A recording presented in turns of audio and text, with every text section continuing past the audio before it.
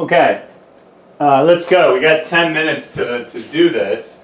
This is this packet of pretty pleasing pigeonhole principle problems packets. This is number 4 on page 6. This problem is just ridiculously hard. I got this problem out of a book. I had no idea how to do it. I just put it on a packet. I passed it out. The first year, I never talked about it, never looked at it, never tried to do it, never told anyone how to do it. And I think that probably happened for several more years in a row until finally one year, I think 2 years ago, this kid, Alex Wong, tried really hard to do this problem. And he was just getting desperate. He was just like, Mr. Rose, I can't do any of the problems in this freaking class. This class is too hard. He said he tried for like an hour. He's a pretty smart guy to do this problem. He got nowhere. And he just asked me in class one day, he's like, Mr. Rose, these problems are impossible. Can you even do this problem? Do you know how to do this problem? And I had to admit to him that I hadn't even really looked at this problem yet or tried. And he said, all right, you go. He said, you go, Mr. Rose. You go try to do this problem. Because he figured that he was about as smart as I am. That's probably about right. And it took me 90 minutes. And 90 minutes of intense, solid concentration. I solved this problem, kind of just barely. Here we go. This is the problem. 100 integers are chosen from the set 1, 2, 3, all the way up to 200. And one of the integers chosen is less than 16. If you guarantee to pick one of the numbers which is less than 16, then there must be 2 of the numbers such that one of them is divisible by the other. Okay, and the idea here with this whole, like, one of them has to be less than 16 is that small numbers are particularly problematic. If you choose, say, the number 1, well, then 1 divides everything. And so you'll definitely be able to find 2 numbers such that 1 divides the other, because 1 and anything have that property.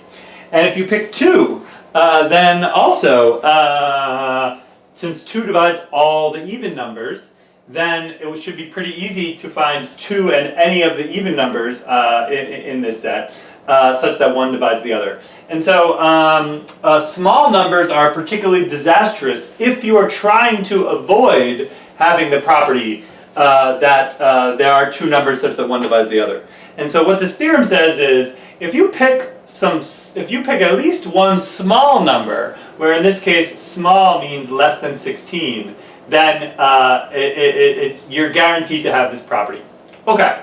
Well, here we go. How are we going to do this? What we're going to do is similar to a problem we've done already. We're going to factor out powers of 2.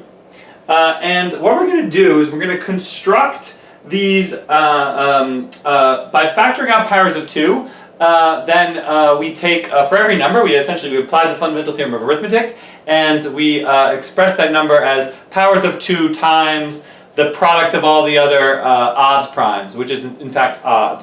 So what we have are these kind of columns. This is how I initially thought about it, or sets. You have sort of this set 1, and what is this set 1? It's 1, 2, 4, 8, 16, 32, etc. In other words, it's all the powers of 2. And then you have set S3. What is S3? It's 3, 6, 12, 24, etc. And here we go, we're just going to keep on doing this.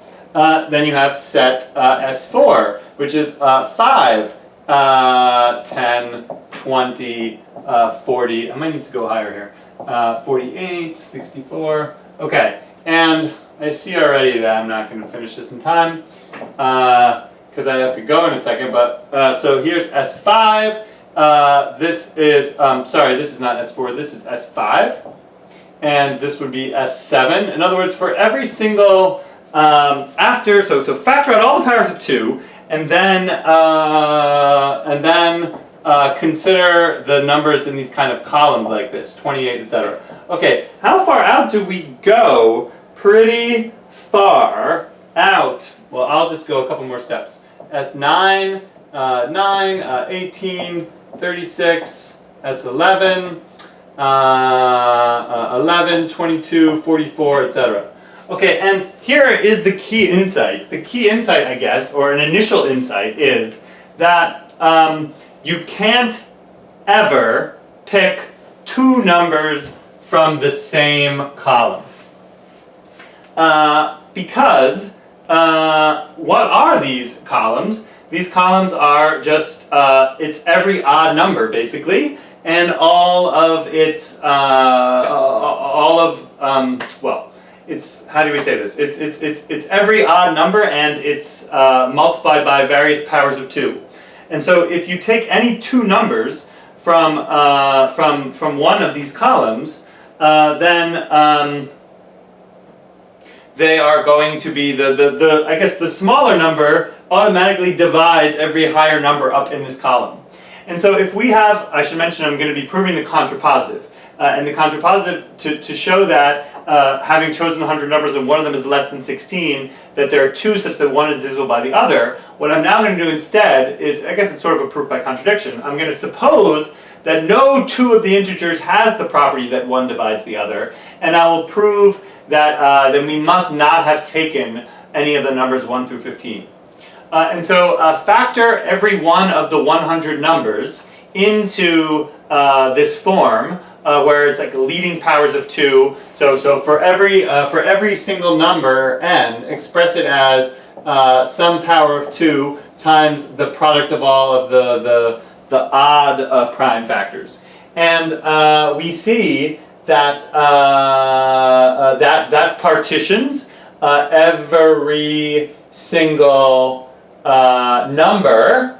Now we're listing the numbers essentially by their value of q, if I've done this right. Yeah, these indices here are the q's, which are always necessarily odd. And the last one would be S199, which has only one number in it, which is 199. And so the intermediate conclusion is that if no two of the numbers has the property that one divides the other, then we can't ever choose two numbers from the same column. And since there are precisely 100 of these columns, because there are 100 odd numbers between 1 and 200, and we have chosen exactly 100 numbers, then in fact we must have chosen, by a sort of variant of the pigeonhole principle, we must have chosen precisely one number from each column. Okay, if we've chosen precisely one number from each column, I will now show that we can't possibly have any of the numbers 1 through 15. I will do this in a minute.